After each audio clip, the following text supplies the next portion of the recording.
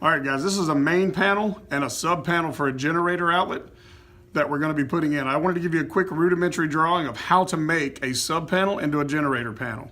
So this is your main power coming into the panel, and what we're going to do is basically make a sub panel like we normally would. So we're going to install a 60 amp breaker on the bar of your main panel. You're going to bring your feed over and put in a 60 amp sub breaker main in your sub panel.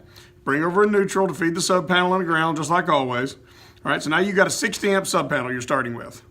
You're going to find the identified circuits in the main panel that you're going to be moving into your sub panel, and you're going to move the entire wire up out of this panel. You're going to move the entire wire, hot, neutral, and ground, into 4 new breakers in your sub panel. Now these will be permanently mounted in the sub panel, and under normal operation, the sub panel will feed these circuits permanently.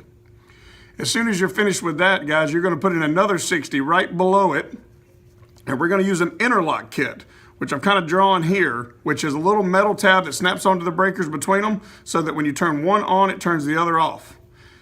Then we're going to go from this new 60 amp that you've put in for your generator outlet, and you're going to run it outside.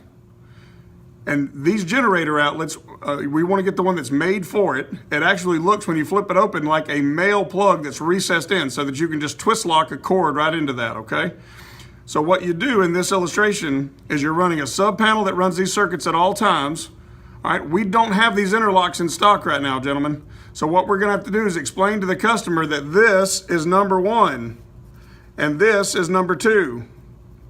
So what they do, and they want to plug in their generator, and this is very important, they're going to need to sign a waiver in an emergency situation that they need to be able to control their generator and power their home. What they'll do is step 1 will be to turn off breaker number 1. Step 2 is to turn on breaker number 2. Then step 3 is to plug in your generator. Step 4 is to turn on generator. Okay? What happens at that point is your generator backfeeds this 60 and powers all these circuits. This will now be dead because you've turned off, in step 1, you've turned off your sub main.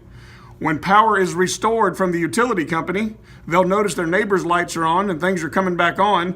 All they got to do is do the steps in reverse, turn the generator off, turn breaker number 2 off and breaker number 1 back on, and everything is now restored. That is how you make a basic sub panel into a generator panel.